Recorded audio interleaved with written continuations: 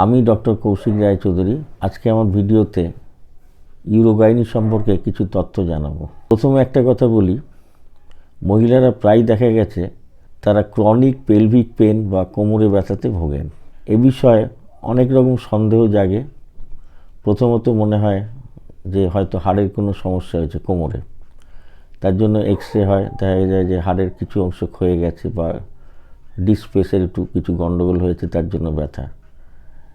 আবার অনেক সময় দেখা যায় যে কনস্টিপেশন বা পায়খানা পরিষ্কার না হলে কোমরে ব্যথা হচ্ছে।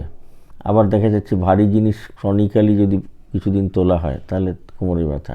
কিন্তু যখন আমি ইউরোগাইনি সম্পর্কে বলবো, একটা কথা না বললে নয়, এটা হচ্ছে এই কোমরে ব্যথার প্রধান কারণ হচ্ছে জরায়ুর স্থানচ্যুতি।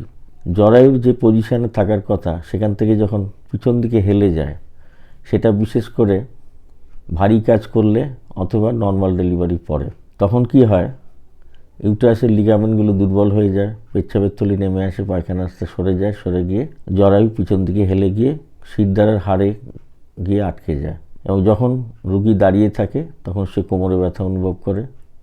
বসলে কিছুটা আরাম হয়, শুলে অনেকটাই সুবিধা হয়। এই যে ব্যাপারটা, এটা অনেক সময় বোঝাই যায় না। অনেক রকম পরীক্ষা নিরীক্ষা হয়ে যায়, কিন্তু আসল কারণ ধরা পড়ে না।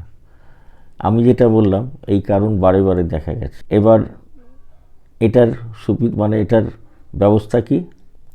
ব্যবস্থাটা হচ্ছে পেলভিক ফ্লোর রিপেয়ার। আমি আগে ভিডিওগুলোতে আলোচনা করেছি।